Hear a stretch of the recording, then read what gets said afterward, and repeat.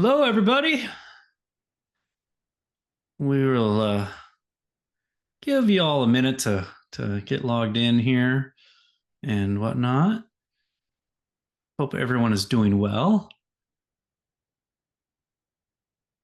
If there's any, I don't know if we have any CPAs in the group, but if so, you hopefully are coming out of a coma from the October 15th deadline uh, and everything.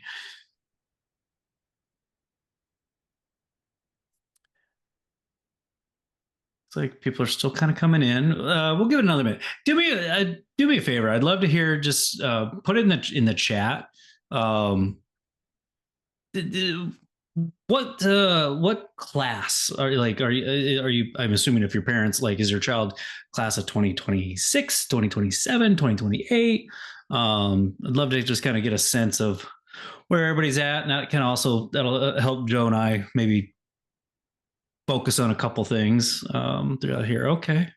So looks like sophomores and juniors when you say, Joe. Yep, got our first freshman, two freshmen I see here. Okay. It's cool. We love that. Never plan too early, can you? What about city state as well? And then we'll get started in about 30 Oh, seconds. yeah. City I state. just Ooh. moved myself like a little more than a month ago. So I was, yeah, let us know where y'all at. Wisconsin. Good stuff. Ooh, Korea. You might be the winner for farthest. It's either really late or really early there. I go with we got someone from Columbia. We're international tonight. I guess it could be Columbia, South Carolina. It could be. Could be. Is it Columbia, South Carolina, or Columbia, the country? 8 a.m. Thursday. So appreciate it. It's not so bad. All right, you want to share the deck and we'll get moving. Yeah. Our I'm guy, just fascinated by where everybody's at. our guy from Seoul probably needs to get to work soon. Oh, true. Let's do this. Let me share my screen. Columbia, South America. Okay, we got two internationals families on here. Love it. All right. Can you see that, Joe? I can see it. We are good. Awesome. Just put this there. um, so for anybody who might be new, Joe and I are a part of a group called College Aid Pro. And tonight we're going to be talking about, I like to call it navigating this maze to college, right? So if it sounds like for where you guys are sophomores and juniors, and I think you said a couple freshmen, this is probably, I hope, going to be a very practical and give you some insights on the strategies like that Joe and I use when we mentor families. And before I get into too much, I just want to say a couple things. This is being recorded, so probably tomorrow you'll be emailed a link to the recording. In fact, I'll put it in the chat when I have a moment. Second thing is, if you have questions along the way, um, use the Q&A is what will be my request, because honestly, if you put questions in the chat, I'm gonna start getting lost. It can be overwhelming, and I won't keep up, or I'll miss one. So if you have questions, put it in the Q&A.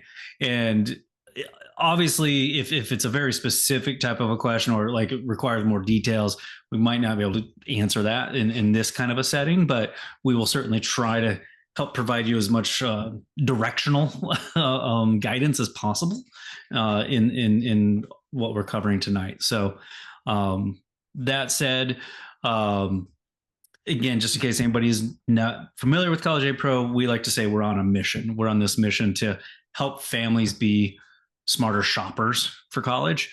And I think I really would encourage you to think of it that way, as you're shopping for a college, kind of like if you were shopping for a house. financially, this is probably just as expensive. So in some parts of the country, more expensive.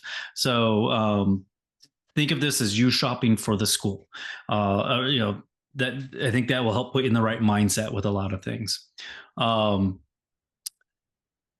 and with that, Joe, I'll let you kind of kick it over. Maybe talk about this a little bit.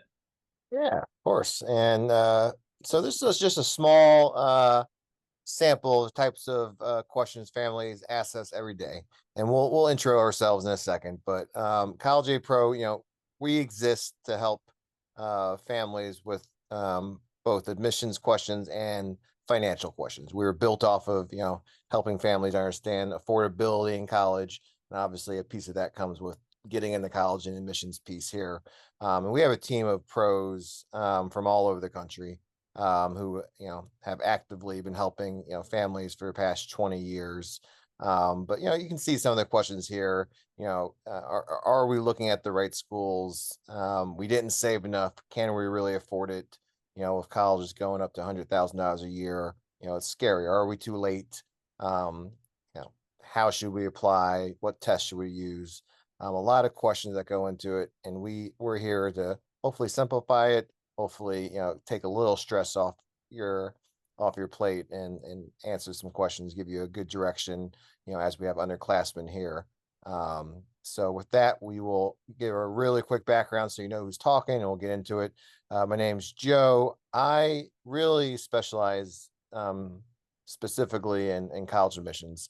My entire career I've been helping families locate the right colleges, and then execute the application. So helping with their essays, helping them with scholarships and project management, and ultimately just making sure that their child ends up at the right college for them, where they can thrive. I've worked in two different private high schools, both on the East Coast, one in New Jersey, one in Manhattan, as a college counselor and a director of college counseling, and then spent 5 years as a director of college counseling at another private company helping families all over the world. So in my 16th year here, I've helped a couple thousand students, and I live in New Jersey. And I'll let JP introduce himself. As far as me, I got into this industry, if you will, back in golly, when was it? 2000, 25 years ago. I was working in the financial aid office at the University of Southern California, and became a director of the financial aid. And then I worked in the other divisions throughout my 18 years at USC. But ultimately, I left because I felt like I was really only helping those who were trying to come to USC, and there's just so many more families out there who need help. So I decided to, also go out and do this on my own, and cast a wider net, if you will, and try to meaningfully help families navigate this process. So, and it is a process. There's so many twists and turns and pitfalls, and the rules change from one year to the next. So anyway, like I said, that's what Joe and I want to try to help give you some good guidance with tonight. Of it. So just how are we going to, navigate this maze to college? There's thousands of colleges to choose from, as you can see in the left of the maze, and critical, to build a college list that fits your child. The right college list, should I say, the right strategy to build a college list. It's going to help your child, get accepted and hopefully earn, enough free money to make it, to make college affordable. As you see in this maze, and we'll talk about tonight, personal fit, the academic fit, of course, financial fit, really a bunch of different items that we're looking at. And then towards the end, well, not the end, but stuff that we help with, and your counseling department at your schools, that strategy to, get into those colleges that you deemed are the right fit, and get in and ultimately choose that right school. So we're going to talk about that tonight. And before we get into talking through it, do want to talk through some admission trends. Again, we're underclassmen here, so we do have some time before you're finalizing that list.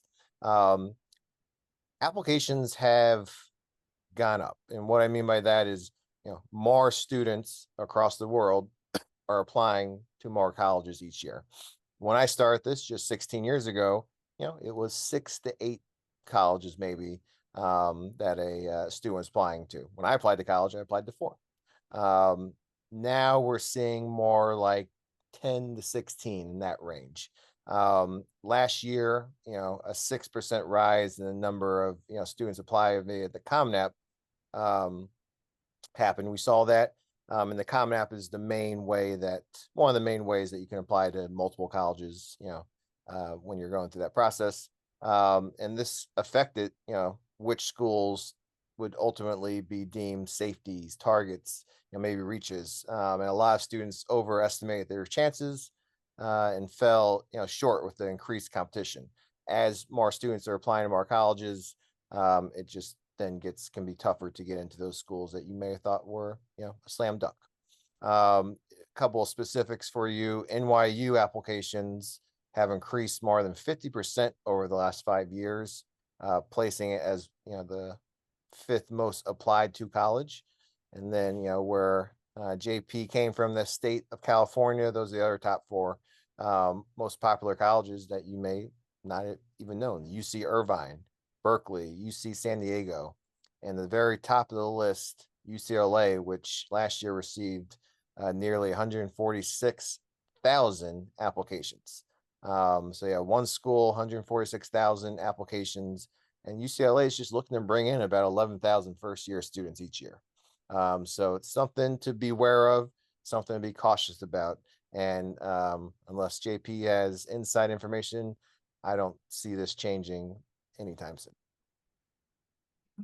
I do not have inside info on that. All right. Okay.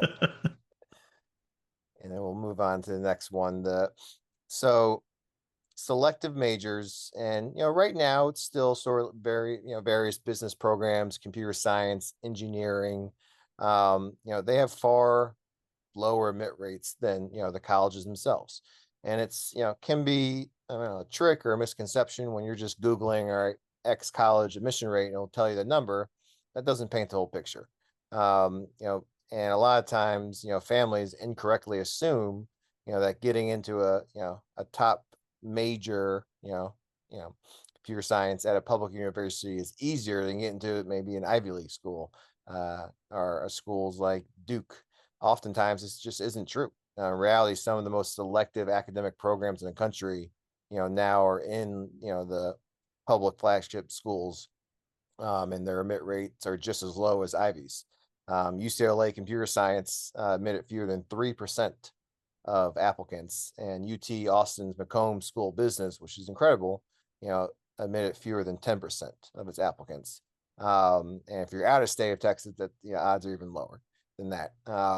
So you really want to do that research as you're going through this year, 2, 3 years, not just the college, but the major that you're thinking about, how selective it is. And all of this is getting to the point where we just don't want you locked out of all the colleges you apply to. We want to make sure you have good enough number of acceptances. Early applications made a difference. Many top schools that you all know have filled over half their freshman class through binding early decision plans. This helps the colleges. They know if you apply early decision, they accept you. There's a very, very strong chance that you will go there. That's part of the whole plan there. We've talked about this in other webinars, but it's almost impossible to be admitted to a school like Tulane if you apply to the regular admissions deadline. You really do need to apply early to give yourself a good shot of getting in. Vanderbilt in Nashville admitted 61% of its incoming class through early decision. Northeastern in Boston intends to fill more than half their class through ED this upcoming year. Would love to see if, and you can just put it in the chat, if anyone is planning on applying early decision. I know we have, no one's a senior right now, but in the future, if you're planning EDs, like you have that school that you love, that's where you want to go. We'd love to kind of see that. We'll look through it later. Yeah, I'm curious, has anyone had discussions already about that? The other thing I'm just going to piggyback on that comment is on that point. I have sometimes families misunderstand those statistics about applying early, like when they look at the admissions rate for early versus regular, and they think it's quote unquote easier to get admitted through early decision. And I'm like, no, it's not easier. Admissions isn't lowering their standards. Um, but more and more schools are wanting to admit a higher percentage of their overall class through early. So that's what we're talking about here, is that this is why it makes a difference. And we were talking before, like just all the different types of way to apply. I saw someone put, they want to do ED to Yale. And it brings up a good point. Yale actually doesn't have early decision, which is binding. If you get in, that's where you will be going. They actually have they call their single choice early action. And if you apply single choice early action to Yale, you're not bounded to go there if you get in, but you're also not supposed to apply ED early decision anywhere else, or early action to any other schools, unless it, maybe like a public school. There's a lot of, things in there, but just that's a great example of just how many different options there are out there. So we did that early action. We'll move on to the next one. So test scores. Yes, test scores are back. We all remember a long time ago during COVID that colleges pretty much had to go test optional because students literally could not take the SAT or ACT. So colleges were forced to go test optional. Some schools went test, completely test blind, like, the public schools out in California. But every school was test optional for a little bit. We're starting to see every year more and more colleges are now requiring those scores, from state schools to Ivies to everything in between. We're seeing that. So, submitting strong test scores, absolutely can give students, a big time advantage, even at test optional schools. So what I will leave here is, whatever year you're a junior, sophomore, freshman, prepare to take the SAT or ACT, do your best. If you're not a great test taker like myself, or you just don't do as well as you want for the schools that you're applying to, if they're test optional, then just strategize if it makes sense to send them or not. But regardless, everyone should at least be planning to take them and do your best on them, because some of the colleges that you apply to may require them. And this changes every year. So there's going to be more schools next year that require it than they do now. And last trend. So personal narrative. I was having a conversation today with a dad who was kind of annoyed that, there aren't schools that offer more interviews, but personal narratives remain one of the most powerful ways to stand out, especially when grades and test scores look similar across applicants. Your child's brand, their personality is most clearly communicated through the Common App's personal statement. That's their one opportunity to tell their story. And also their activities list, where they can list what they've been involved in for 4 years. But as we know, the rise of AI, some colleges are questioning, the validity of written responses.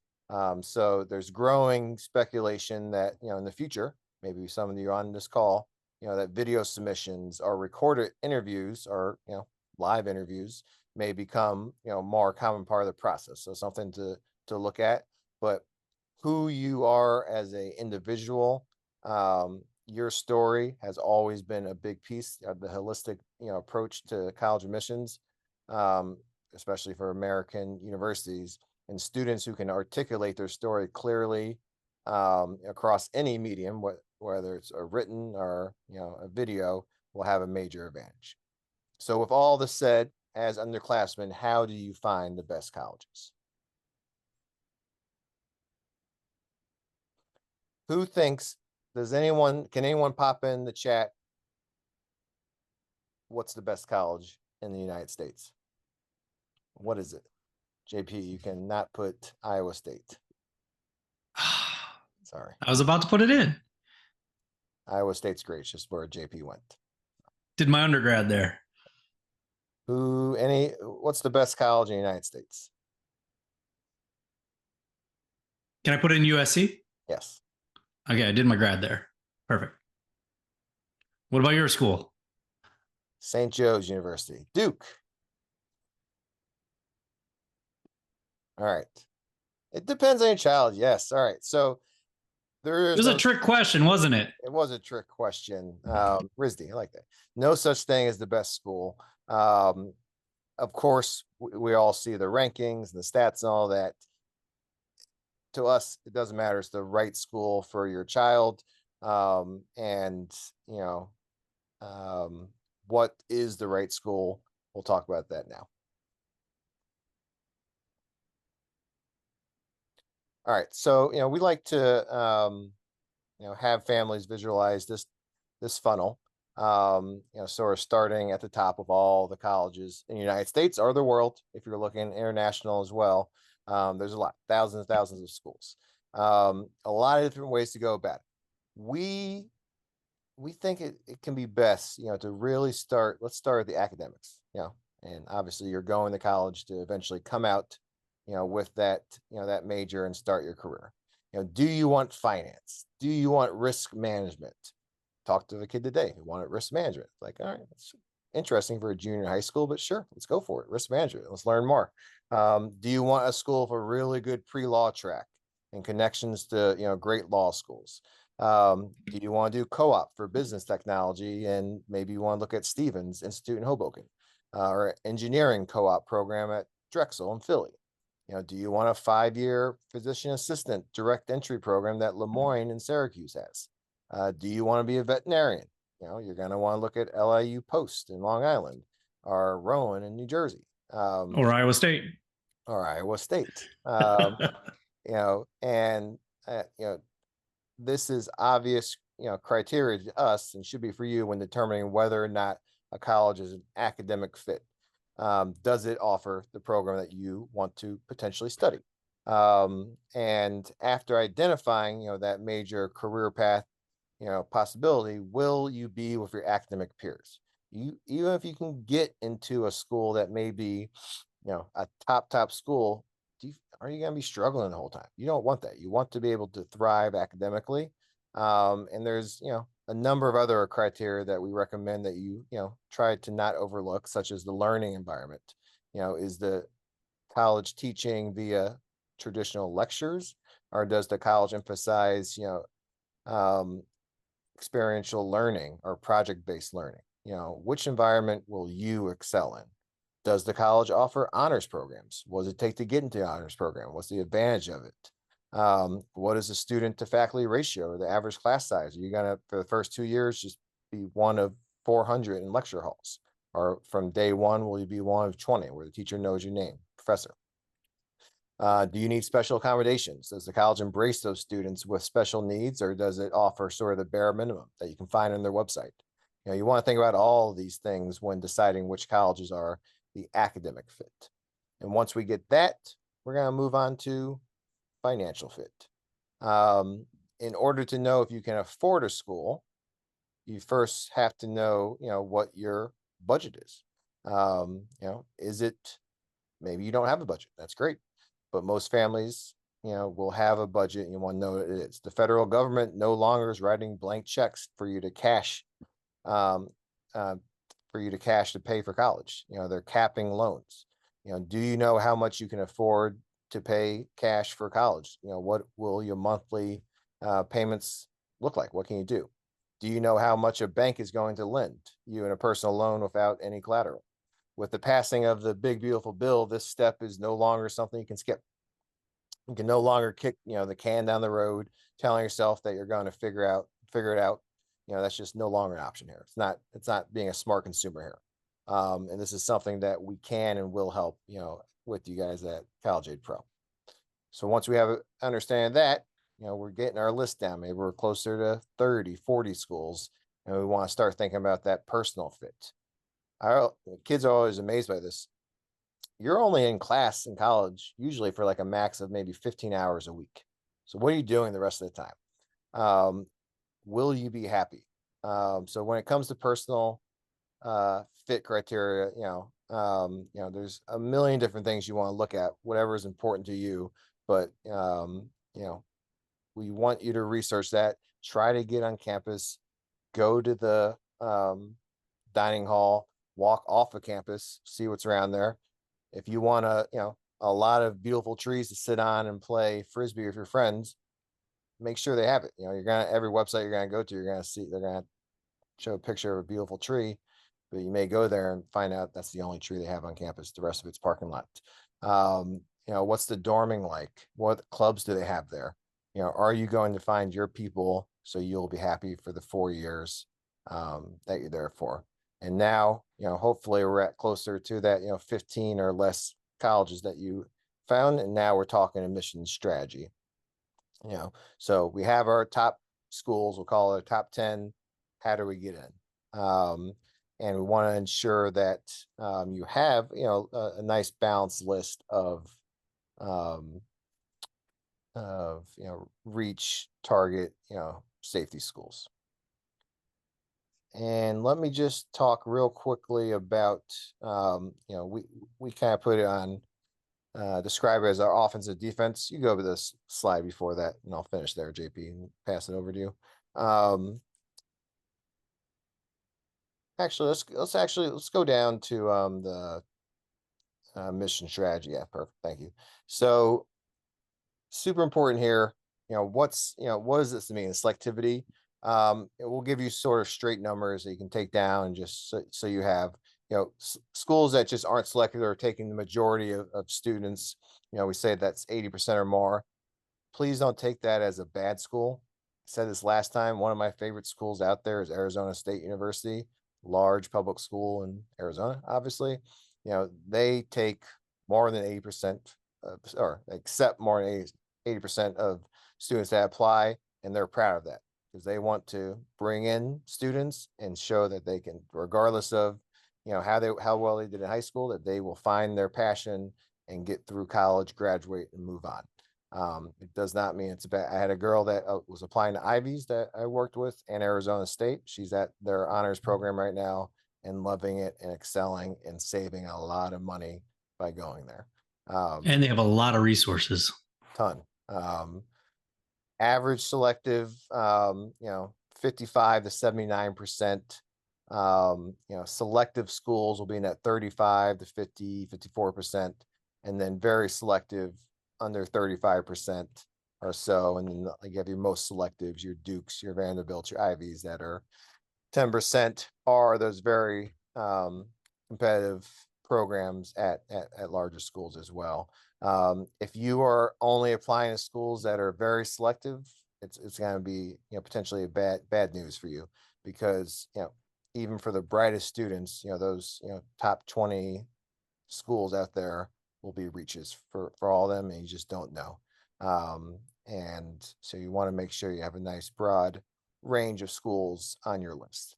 And finally, for me, when we're talking about strategy, we like to talk, say offense versus defense. So defense, we'll start with in the left there.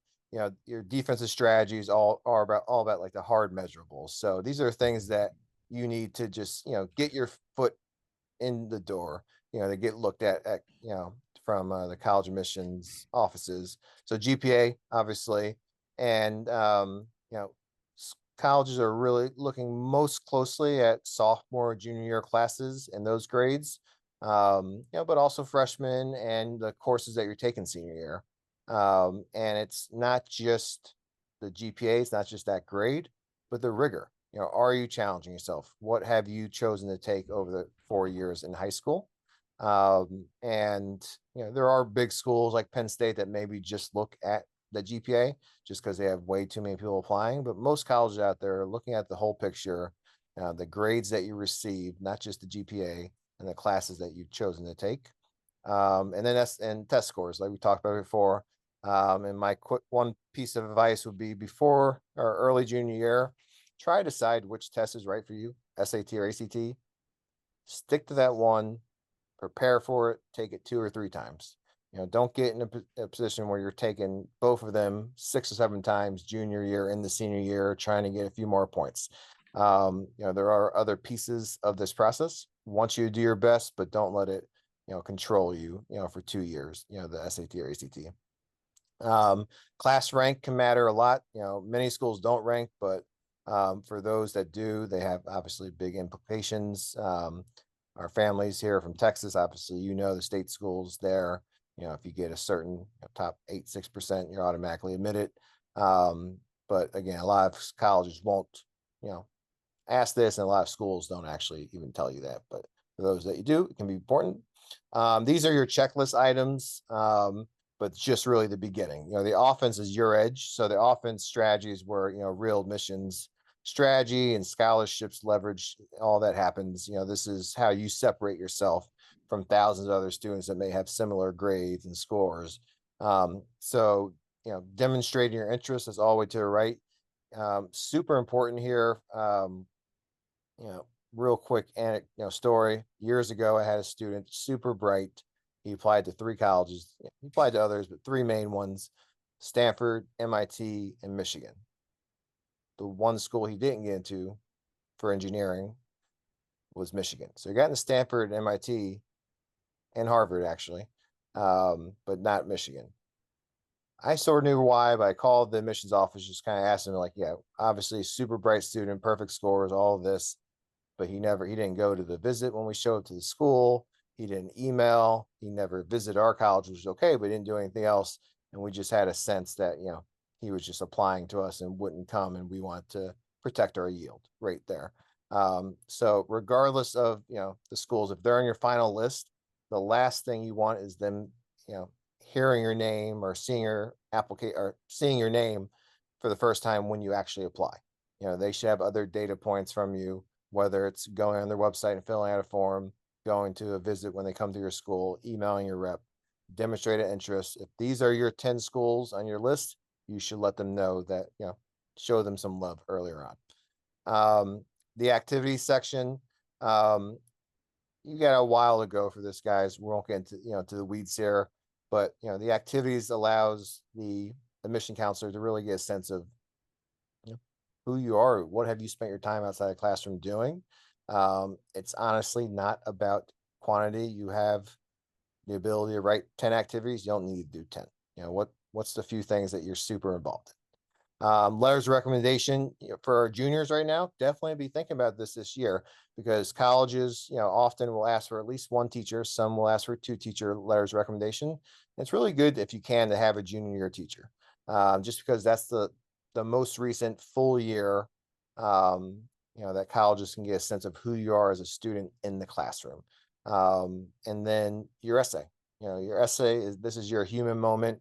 It's not just, a story. It's really the glue that can potentially bind your application together. So just kind of going through all this. And again, at College Aid Pro, the advisors, in addition to the financial help and tips that JP will go to in a second, our job is to make sure that, all of this, that your strategy is as perfect as can be. So once we get to that point of finding those 10 colleges that you love, now let's go and get in. JP, pass it off to you. Excellent job, sir. Thank you so much. Yeah, I was talking to consulting with a family that's applying to UPenn right now, and like they have a very strong defense, but a very scattered offense is the way I'll describe it. And it's like, okay. But anyway, let's talk about the financial side of this maze a little bit more detailed. That second filter, the financial fit. Joe mentioned it, that in my 25 years, families, I bring it up, but families would always ignore me because up until this year, the federal government would just give you a loan whether you could afford it or not, and would give you a loan to bankroll 4 years of tuition if it was even $100,000 a year. But those days are over, and we can't do that anymore. So I just put in the chat the link. If you haven't already created at least a free account with MyCap, do so as I'm talking. Okay. And this is going to be the most powerful tool available to help you figure out, really, can I afford these schools, is what it's going to come down to. can I, afford not just the first year, but all 4 years of these schools? So I highly encourage you to create that free account.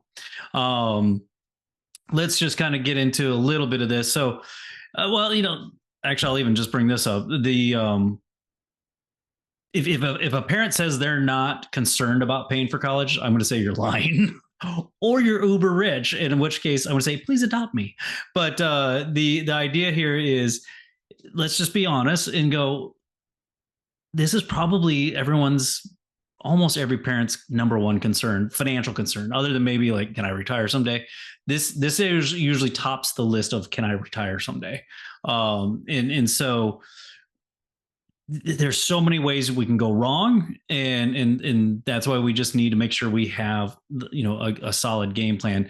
And frankly, most families, as you can see, never historically didn't have a good game plan. That's why our country is $1.8 trillion in debt on just college debt alone.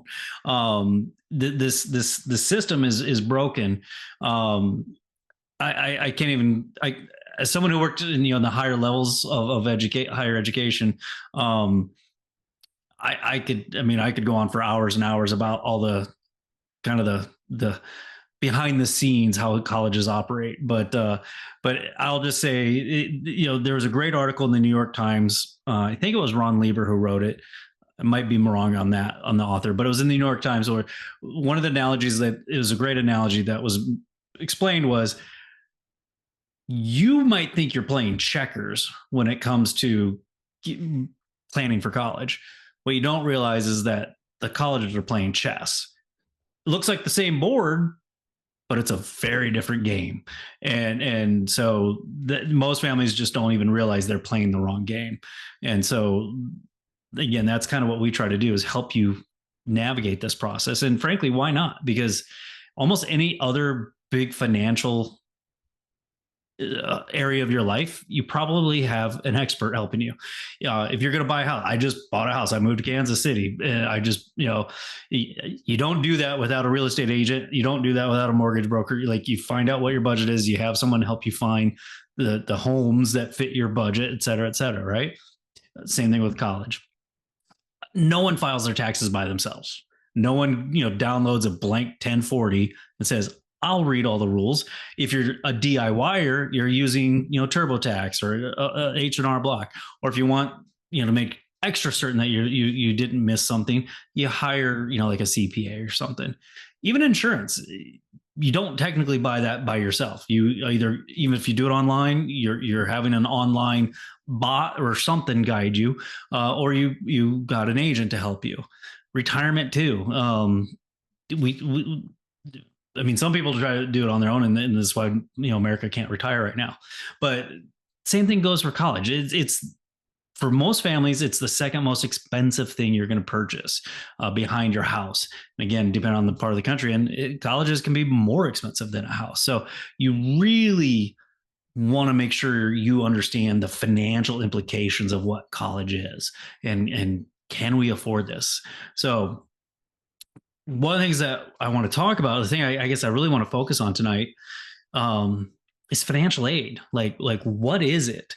And I think the best way to think about it and tell yourself this is that it's a recruiting tool for colleges. It's a way to lure you in. And I sit in these conferences every year where I'm surrounded by 3,000 other administrators from colleges and such, and they are beholden to the Wall Street marketing firms that tell them, hey, if you want to attract more students, more applicants, you want to have a higher perceived value, artificially inflate your sticker price. So here's the thing everyone needs to hear. No school truly costs $100,000 to educate your child. The Ivies don't truly cost that much. No school truly costs $60,000 a year to educate your child. These schools could charge $40,000 and still make money. Okay. But marketing firms have all been, for the last 40 years, and especially in the last 25 years, have been telling colleges, if you want to recruit more people, attract more people, artificially inflate your price, make a high price, and then offer financial aid as a way to incentivize them, to lure them in. It's literally like they're fishing for you, and financial aid is the bait. Okay, so if they say, hey, we believe we're worth $100,000 a year, and let's say they give you some sort of financial aid that brings the price down to 75,000, you're going, wow, we got it. You know, we're going for a 25% off. That's a great deal. And they go, ha ha, we caught you. We baited you. Again, that's how this process works. You're going to fill out a bunch of forms, either through the application to admissions or through financial aid applications, and they're collecting all this data about you, and they are running their algorithms and they know what's the least amount we have to give you to lure you in. They have all. Higher education is the original big brother of data, if you will. They predated Google. They know more about people than Meta and all of them. Everybody else, like Google and Meta, have learned from higher education on how to profile families. So there is no better industry that knows us than higher education. That said, what's the bait? How are they luring you in? Well, the first bucket of financial aid is going to be grants. And this is going to be awarded based upon the financial numbers you share. Okay, and so it's think of it as it's your financial profile that they're going to use to award this free money. We like it because it is free, right? You don't have to pay it back. The other bucket that they can use is scholarships. We also like this bucket because, again, it's free, but this is going to be probably awarded on some sort of what we'll call talent profile. That talent might be academics, that might be athletic, could be musical, whatever. It just whatever reason they want to give. But they're going to potentially use those two buckets. Think of it again as bait. That's how they're going to lure you in to bring their sticker price down. There is technically, you'll see obviously a third bucket of financial aid. It is technically the definition of financial aid, but it's not really luring you in. But it is loans or work study. That is other options that they will potentially offer families they might qualify for to just try to help, in essence, so you don't have to write a check for that whole sticker price that 1 year. So they might provide other opportunities to help spread out the payments, if you will. We don't get excited about loans and work study, though. That's not free money. You have to pay that back. So just to kind of give you an idea of how this works in place. Here we got two schools. A public school is actually University of Washington from a couple of years ago, and then a private school, Gonzaga, from a couple of years ago. So same state, kind of neighbors. And you'll see their sticker price. Gonzaga is a little more than double, right? And then they're going to fill out these financial aid forms, provide them their data, and then schools are going to say, hey, this is what we call your student aid index. And at the end of the day, they use that to award financial aid. And when we award the free money, you can see at the end of the day that the private school, Gonzaga, their true cost, their net cost to the family is only about $5,000 more than the public school. And the point I want to, I guess, drive home here is don't necessarily discount or ignore a school because of their high sticker price, because that's not necessarily going to be your price. Because again, they're using this model, high sticker price, and then potentially high financial aid to attract you. You want to know what's going to be your cost, your net cost at the end of the day. And so if you did look at sticker price and made a decision on that alone, a lot of people are probably like, no, we're not going to the private school. Not even going to bother applying. But at the end of the day, it's like, well, geez, now the price is only about $5,000 different. Maybe it's worth going to that private school. So the idea again is just don't judge a school based on the sticker price. Run your calculations, run your projections. If you do everything in MyCap, you'll have an idea well ahead of time and have a good idea of what the schools would probably really cost you, not your friends, not your neighbors, but what you are going to probably pay. All right. So I want to just kind of dive into what we saw on that last screen, that what I call this fundamental formula to financial aid. And the way what you do is you start with that sticker price, tuition, room and board, all that miscellaneous stuff, and you fill out these financial aid forms, and they're going to calculate that student aid index, and you subtract from that, and that tells us what you need for financial aid. So again, if the school has a sticker price of 100,000 and you fill out these financial aid forms and they say your SAI is let's say 75,000, you need 25,000 potentially. I'm going to emphasize potentially. You might be eligible for that $25,000 in financial aid. I say potentially because some schools have the funds to give that to you. Schools like a Stanford, a USC, a Harvard, Northeastern, they have the funds to meet your need. But not all schools do. Some schools might say, hey, yeah, we know you need 25, but we just don't have it. We can give you a 10. Okay, well, again, we want to know that ahead of time.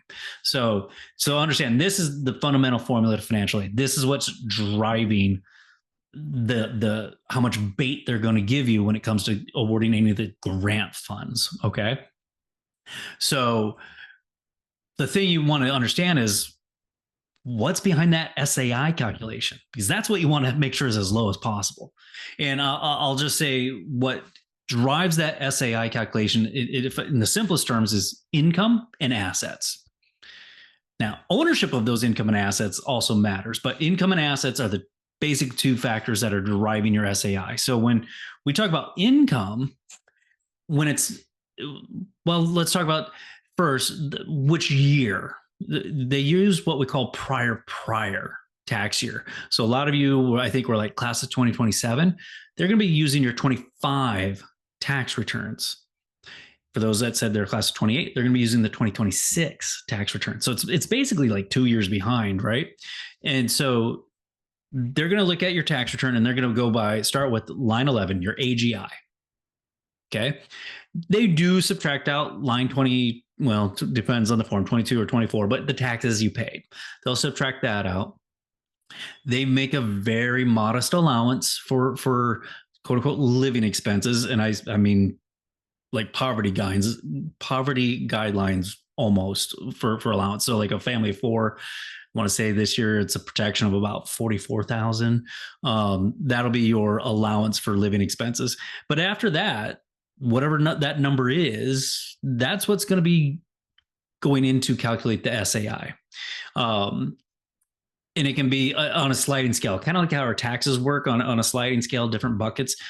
The SAI calculation will also work that way, up to 47%. So that's, I'm diving into the weeds probably a little too deep, but so that's what they're going to do for the parents' income. For the students, they're just going to say, hey, you get a flat allowance. This year, I mean, that's an old number. This year, it's like an allowance of, the student could earn up to like 11,000 this past year, 11,500. And anything under that, it wasn't going to affect the SAI. So most times students don't have enough income to be an issue. But income, and again, parent income along with student income is what's going to be a driving factor. The other factor I said was assets. I'll just say it depends on the financial aid forms. There's 2 forms, and that will dictate which assets are getting looked at. But again, ownership matters. Student-owned assets, like hopefully you don't have one of these, but a UGMA or UTMA, that will be assessed at 20 to 25% when calculating the SAI. Whereas a parent asset, like what you have in your checking savings account, maybe just what you have, not in retirement, but just invested in the market or crypto or something like that. Parent assets are going to get assessed at about 5.6%. So that's a huge break, compared to a student in a parent asset. So the ownership matters when it comes to that. But again, income and assets are the easiest way to think of what is driving the SAI, the student aid index calculation. And thinking about that formula, the need-based aid formula, So if the schools are collecting all this information, financial information about you, and they're going, hey, you don't fit our algorithm. We don't feel like we need to give you any grants. Well, then what? What are you going to what do you do? Look for the merit aid, that second bucket I talked about. Look for the scholarships. Find which schools that you might be eligible for scholarships. So that's another great thing about the MyCap software. You put in your child's GPA, test scores, their class rank if it's known, that basic stuff, and you put in, if you have the free account, put in your 3 schools, and it'll identify if any of those schools offer scholarships, and what's the likelihood of the student potentially qualifying for one of those scholarships. There is a possibility to upgrade. I'll talk about it in a second, where you could then search for schools, specifically say which schools will give my child scholarships. But look for look for the scholarships from the schools. I will say, even if the MyCap software tells you, like, look, your SAI is too high, you're not going to qualify for need-based aid, I will still tell every family to fill out the financial aid forms for the freshman year. And that's just simply because, if nothing else, some schools require it to be eligible for their merit scholarships. I know it makes no sense. Some schools will, let me put it this way: you don't know your future. You, this year, let's say, are like doing really great financially, and maybe wouldn't qualify for need-based aid. But what if next year you lose a job? Some schools are going to say, hey, because you didn't apply the first time, you're not qualified to apply anymore in the future years. Or or if you wanted to do an appeal, they say, well, you didn't apply this year, but you'll have to wait a whole nother year and try to get. So anyway, the point is I tell every family, freshman year, always apply. Fill out the financial aid forms, even if we're confident we're not going to qualify for need-based aid, because you just might need it for merit aid, or just as a backup, just in case something financially devastating happens. What if you're in the bucket where you're not going to qualify for need-based aid, and maybe you won't qualify for merit aid? I'm going to tell you then, look for those value schools. Not every school plays this game of artificially raising their sticker price. So look for the schools that don't play this game, and they just charge a more fair price. Now, if they charge a fair price, they're not going to offer financial aid, but they're just charging a fair price. And that's especially helpful for those who are like, hey, I want that private school experience, but I have the public school budget. Okay, then again, look for those public schools then that offer the top honors programs, because those top honors programs are going to give those students that's very similar experience as a private school, but for a lot less.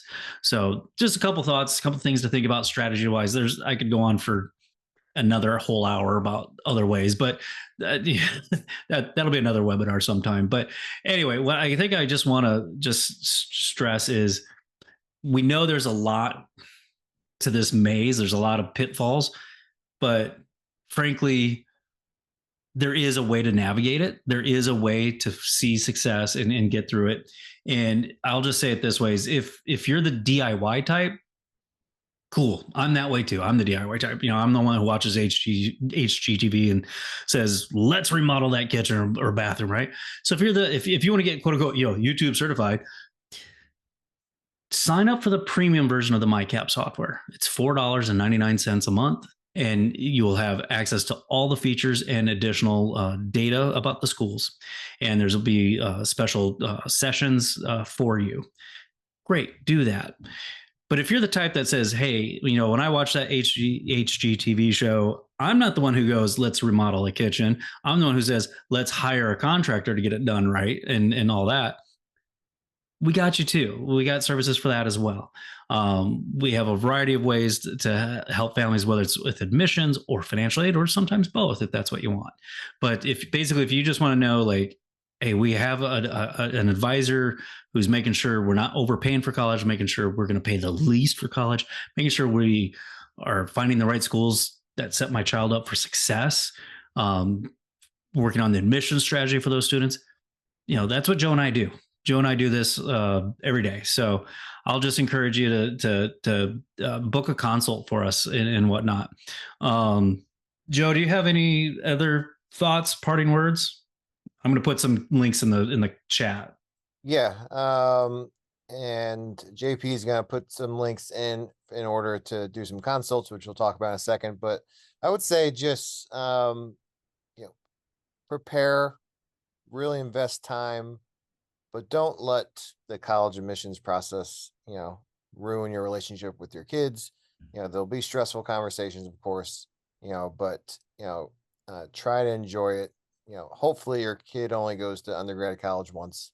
And as parents, you've done a great job to get them in this position where they can actually apply to college and go. So enjoy it. But if you need the extra help, and most families do, that's what we're here for.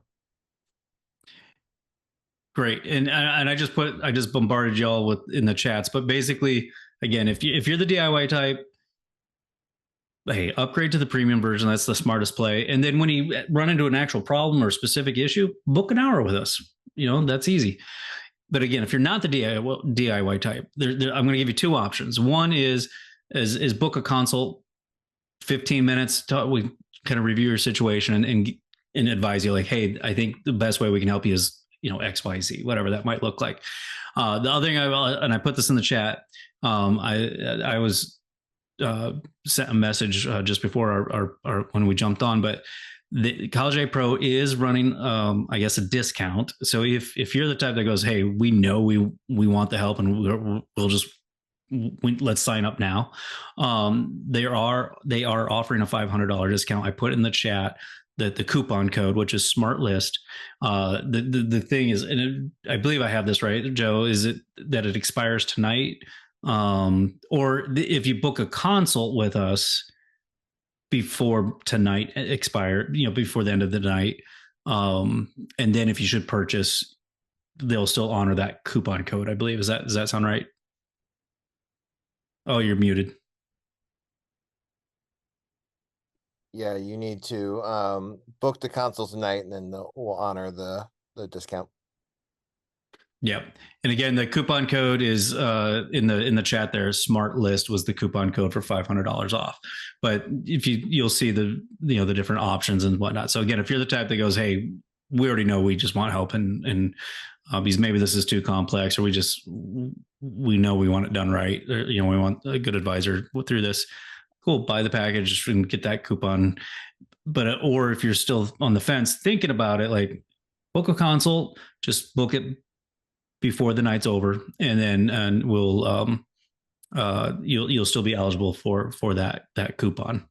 So otherwise, I think that's everything I wanted to kind of cover and just make sure, and keep attending the future webinars where we try to go through a bit more on the financial aid or more details on that. But otherwise, I think we got most things covered here. Again, broad brushstrokes of strategy. This isn't, we're not a doctor prescribing something specific for you, but we are giving you hopefully some solid direction of how to proceed over the next year or two or three for those freshmen. So anyway, thank you so much, and have a good night, everybody. Thanks, guys. Me and JP are going to go work with some students that we're helping into I'm going to read some essays. All right. Have a good night.